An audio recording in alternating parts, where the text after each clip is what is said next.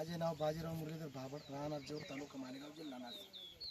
हा माझा प्लॉट आहे कॅप्सूल मकाचा आणि एकदम चांगला आलेला आहे. बीटीचं वैशिष्ट्य खूप चांगलं आहे. थेट शेंड्यापासून तर पुडकापर्यंत दाणी भरलेले आहे, गडद रंग आहे.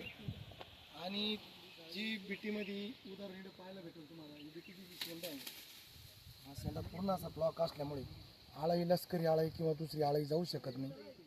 आणि माझ्या हिशोबाने माझा प्लॉट आहे म्हणून मी काही बोलतो असं नाही, पण प्लॉट खूप चांगला आलेला आहे. आणि प्रत्येकाने कॅप्सूल हे वाढ लावा, खूप चांगलं आहे. मधला बिटीचा जो ठोकळा म्हणतो आपण, त्याला कुसा म्हणतो, तो सुद्धा बारीक आहे. खूप चांगलं पीक आलेलं आहे. प्रत्येकाने लावा अशी इच्छा आहे माझी. कंपनीचं काय मला देणं घेणं नाही, पण मग चांगलं आहे प्रत्येकाने. चारा आहे, पशूंना चारा सुद्धा आपल्याला उपलब्ध करून दिला जाईल. हिरवा चारा आहे. आणि मका निघून गेल्यानंतर 4-2 दिवस चांगल्यापैकी चारा वगैरे आपल्याला मिळेल.